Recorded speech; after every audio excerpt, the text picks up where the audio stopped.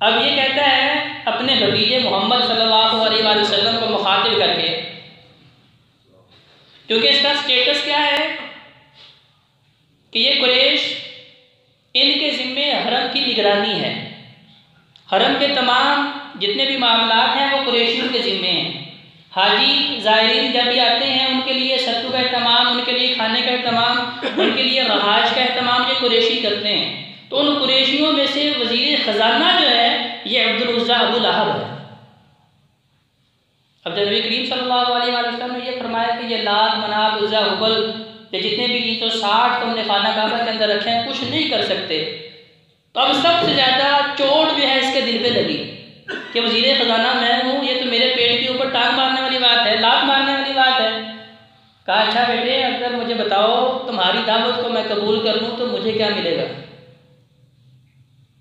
अब जो हमारे माशरे के अंदर भी ये सोच पाई जाती है कि अपने आप को बेहतर समझना और दूसरों को कमतर समझना।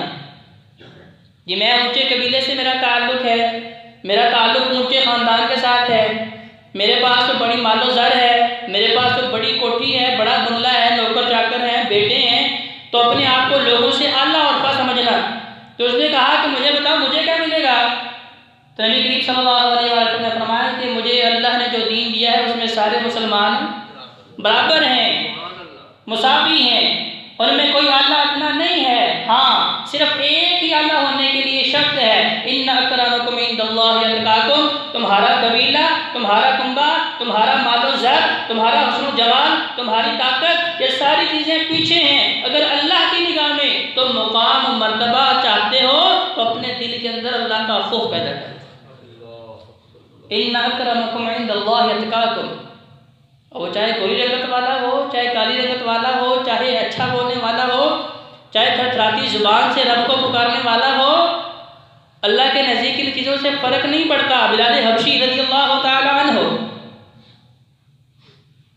अब उनको हज़रत फारूक जैसे बहादुर, दलेर, शुजा, अक्लमंद, दानिश्वर, साहिब इल्म, साहिब फरासत और पहलवान, हर खूबी उनके अंदर मौजूद है। दराज का ज़ुबान बड़ी बेहतरीन चलने वाली, रोब दबदबा ऐसा कि जब बोलते हैं तो बड़े बड़े पहलवान भी खामोशी इख्तियार कर लेते हैं। लेकिन हज़रत बिलाल हबशी रज़ियल्लाहु तआला को क्या कहते हैं, या सय्यदी, या मेरे सरदार। वो बिलाल हबशी रज़ियल्लाहु तआला को जिन्होंने मक्के में मारे खाई, इन्हें तपती रेतों पे घसीटा गया, तपते अंगारों पर लिटाया गया, भारी भरकम पत्थर सीनों पर रखे गए, हर दुनिया की तकलीफ उन्हें दी गई। क्यों? क्योंकि गुलाम थे, क्योंकि ये सोच मक्के वालों की थी, ये सोच उनकी थी जिनका ताल्लुक दीन इस्लाम से नहीं था, जिन्होंने तालीम इस्लाम से अपना ताल्लुक कायम नहीं किया। तो उनके जहनों में ये सोच इससे पहले की थी, जाहिलियत की सोच। कहा अच्छा बताओ मुझे क्या मिलेगा। कुछ नहीं मिलेगा। हाँ, तुम अपने रब को राज़ी करो तो सब कुछ मिलेगा। रज़ियल्लाहु अन्हुम व रज़ू अन्हु, रब तुम्हारे ऊपर राज़ी हो जाएगा। खालिदीन फ़ीहा, तुम्हारे लिए जन्नत की बशारतें, सारा कुछ मिलेगा। कब? जब तुम अपने रब को राज़ी कर लो। उसने कहा अच्छा तब्बन लका साइरल यौम, तब इसने नबी करीम सल्लल्लाहु अलैहि वसल्लम को बद्दुआ दी।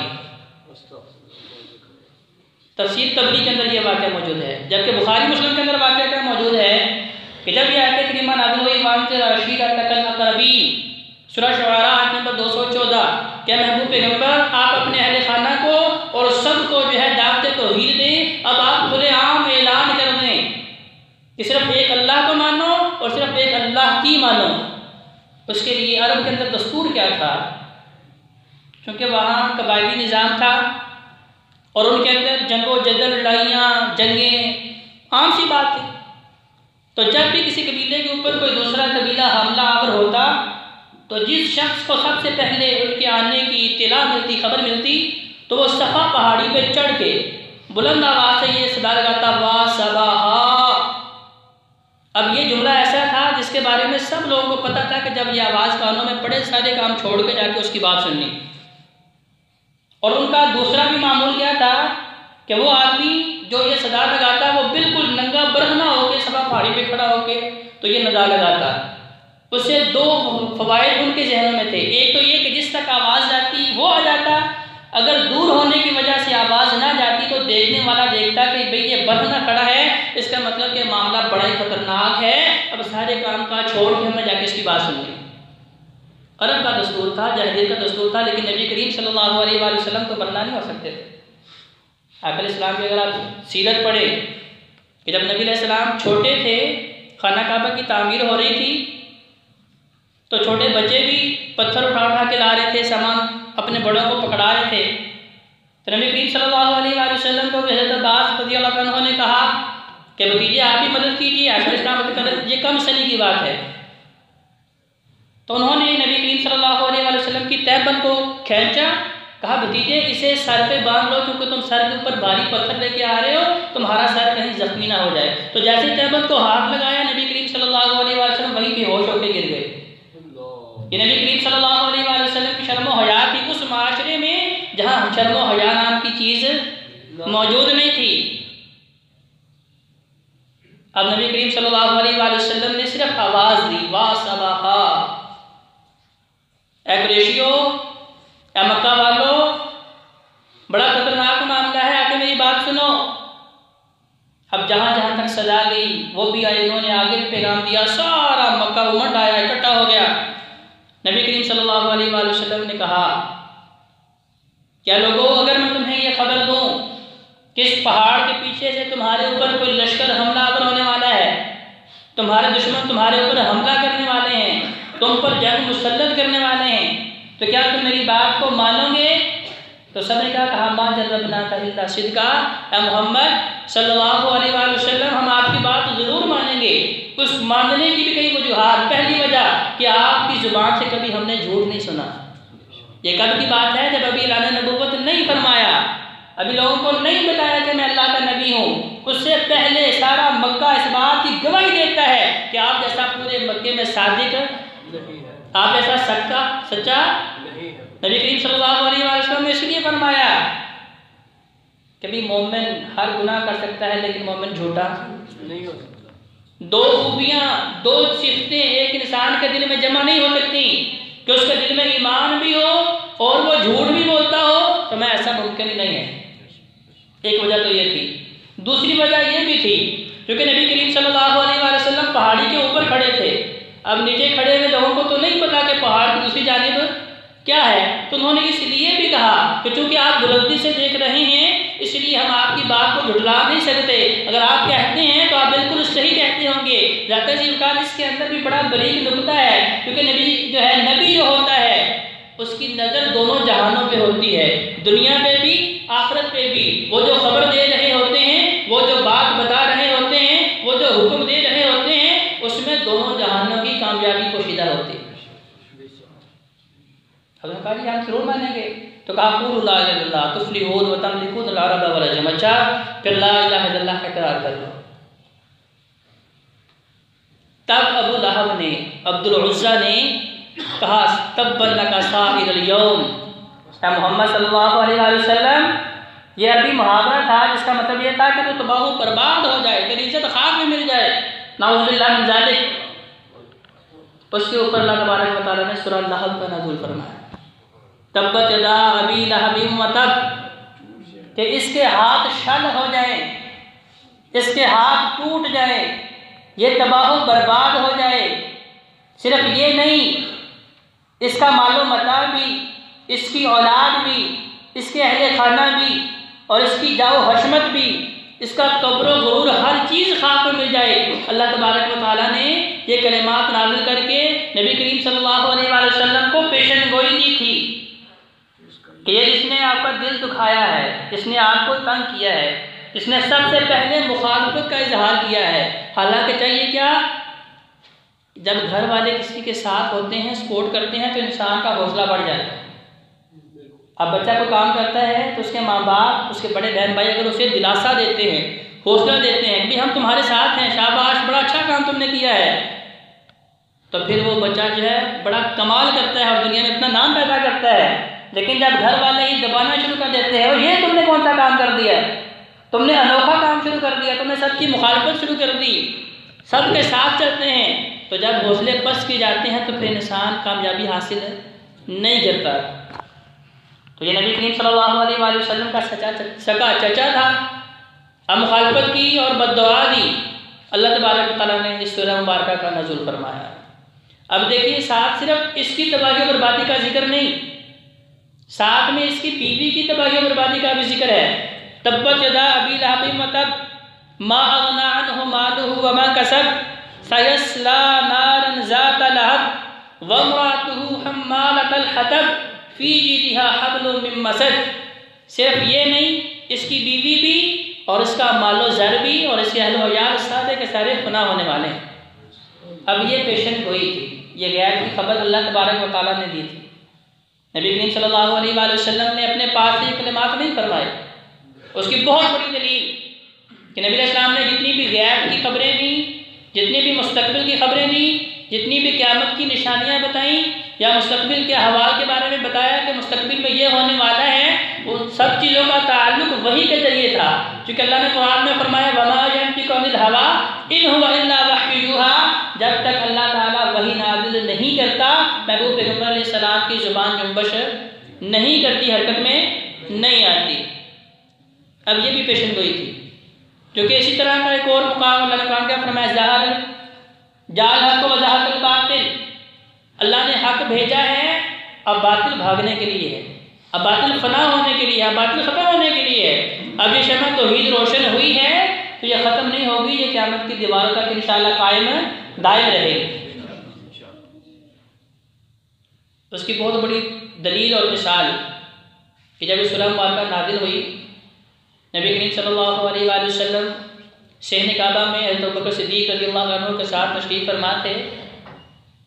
तो इस अबू लहब की बीवी जिसका नाम उम्मे जमील था, अबू लहब इसका नाम क्यों रखा गया, इसकी कई वजूहात मुफस्सिरीन ने पेश की हैं। पहली वजह कि लहब कहते हैं आग के शोले को, अंगारे को। इसका रंग जो था बड़ा सफ़ेद और सुर्खी माइल था, बड़ी बड़ी आँखें थीं और खूबसूरती इसके ऊपर इंतहा की थी। और इसकी बीवी उम्मे जमील वो भी बड़ी खूबसूरत थी। दोनों हस्ब नस्ब के अतबार से अपने आप को अपना सानी नहीं समझते थे कि मक्के के अंदर कोई ऐसा बंदा नहीं जो हमारा मुकाबला कर सके हस्ब नस्ब के अतबार से।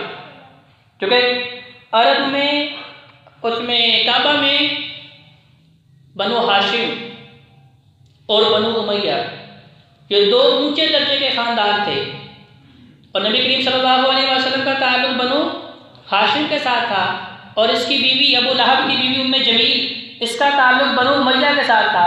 तब ये दोनों कबीले हस्ब नस्ब के अतबार से सबसे आला समझे जाते थे। अगर उसमें जमाल की बात की जाए तो दोनों बड़े खूबसूरत, क्योंकि अबू लहब का कोई बेटा नहीं जिसका नाम लहब हो। कुनियत मैंने पहले बताया कि बेटे के नाम पर रखी जाती है आम तौर पे, लेकिन बसा औक़ात किसी खूबी में भी रखी जाती है। जैसे हज़रत अली रज़ियल्लाहु अन्हु की कुनियत थी अबू तुराब। तुराब अभी भी कहते हैं मट्टी को।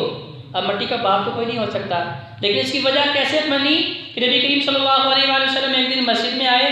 हज़रत अली रज़ियल्लाहु तआला अन्हु ज़मीन पर लेटे हुए थे, शेर खुदा ज़मीन के ऊपर लेटे हुए थे। नबी अलैहिस्सलाम ने आवाज़ दी या अबा तुराब, क्योंकि उनके पहलू पे मट्टी लगी थी, ए मट्टी वाले खड़े हो जाओ। तो नबी करीम सल्लल्लाहु अलैहि वसल्लम की आवाज़ जब कानों में पड़ी फ़ौरन खड़े हुए और नबी अलैहिस्सलाम की ज़ुबान मुबारक से निकले हुए अल्फाज इतने पसंद आए उसे अपनी कुनियत ही रख दिया अबू तुराब। अबू हुरैरा, हुरैरा अरबी में बिल्ली को कहते हैं, बिल्ली का बाप। अब कोई इंसान बिल्ली का बाप तो नहीं हो सकता, लेकिन चूंकि उनके पास एक छोटी सी बिल्ली थी जिससे वो अटकेलियाँ करते थे, खेलते थे। नबी अलैहिस्सलाम मस्जिद नबवी में तशरीफ़ लाए, देखा अबू हुरैरा बिल्ली के बच्चे से खेल रहे हैं, तो नबी अलैहिस्सलाम ने प्यार से कहा बिल्लियों वाले। तो उन्हें भी ये नाम इतना पसंद आया कि अपनी कुनियत ही अबू हुरैरा रख ली। अब ये क्योंकि खूबसूरत बड़ा था, रंग सफ़ेद और सुर्खी माइल था, इसलिए भी लोग इसे लहब कहते थे। या दूसरी वजह, क्योंकि इसे आग में गिराया जाना है और जहन्नमियों का सरदार बनना है, उन शोलों का सरदार बनना है जिसमें अल्लाह के बाग़ी नाफरमान गिराए जाने हैं, इसलिए इसकी कुनियत अबू लहब अल्लाह तबारक व तआला ने रख दी। और उम्मे जमील जिसका नाम अरवा था, अबू सुफियान की बहन थी, हरब बिन उमैया की बेटी थी।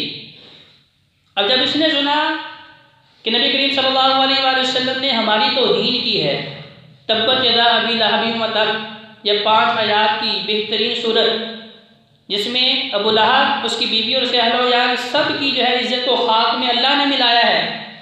जब उसने सुना, हाथ में एक बड़ा सा पत्थर लिए लोगों से पूछती फिरती है कि मोहम्मद मुझे किधर मिलेगा सल्लल्लाहु अलैहि वसल्लम अब पूछते पूछाते ढूंढते ढूंढते अब हरम काबा में पहुंची, सहन काबा में पहुंची।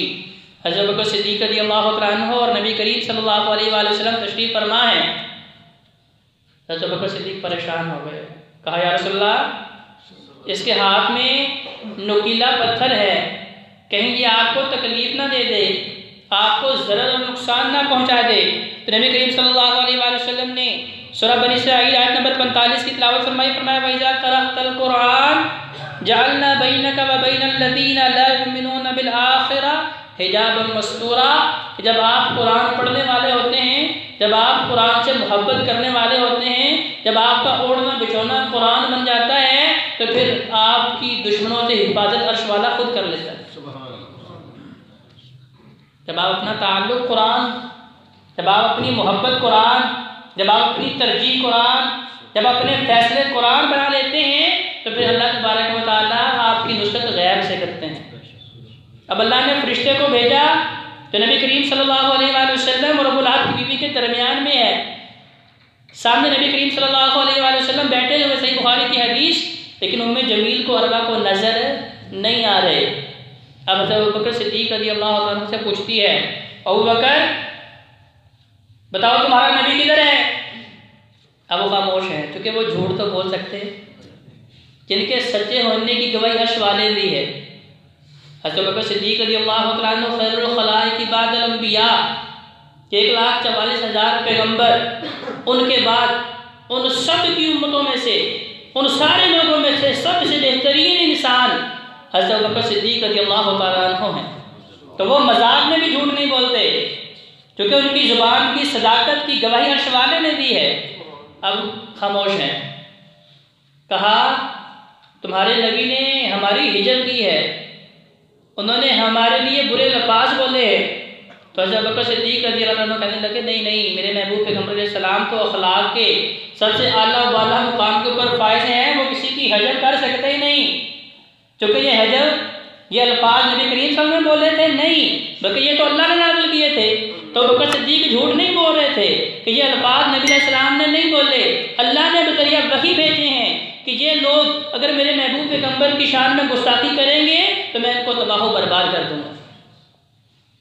अब वहाँ वो नबी करीम सल्लल्लाहु अलैहि वसल्लम की शान में गुस्ताखी करती है।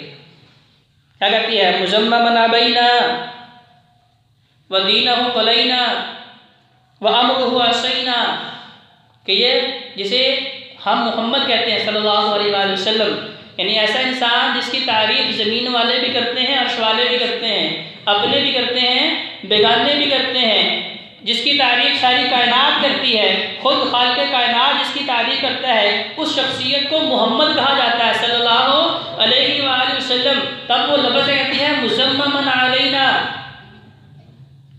कि ये मुज़म्मत ज़दा इंसान जो है हम इसकी बात को नहीं मानते। वदीनहु क़लैना, जो दीन हमारे सामने पेश करता है हम उसके मुनकर हैं, उसका इनकार करने वाले हैं। वह अमरुहु असैना, और जो बातें तुम्हारे सामने पेश करता है उसके सबसे पहले मुनकर और काफिर हम हैं। अब नबी करीम सल्लल्लाहु अलैहि वसल्लम के सामने देखें, नबी अलैहिस्सलाम का नाम बिगाड़ा जा रहा है, और अगर आप यूँ समझें कि नबी अलैहिस्सलाम को गाली दी जा रही है, नबी करीम सल्लल्लाहु अलैहि वसल्लम को बुरा भला कहा जा रहा है। अब वो ये बात कह के चली गई, तो नबी करीम सल्लल्लाहु अलैहि वसल्लम की दावत देखिए, जो मेरे और आपके लिए ज़रिया निजात है, मेरे और आपके लिए इस्लाह है।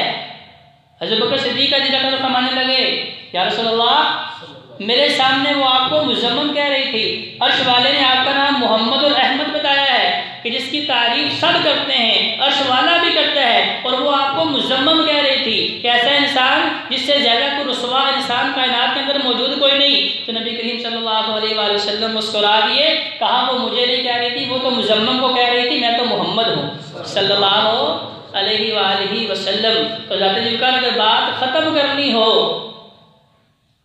अगर बात को ख़त्म करना हो, तो नबी करीम सल्लल्लाहु अलैहि वसल्लम के इस उसवे को अपने सामने रख लीजिए। अगर कोई आपका अपना या कोई बेगाना बुरा भला कहता है या गाली देता है या आपको जो है दिल आज़ारी करता है, आपकी इज्जत उछालता है, आप अल्लाह की रज़ा के लिए खामोश हो जाएं। महबूब पैगंबर क्यों खामोश हुए थे?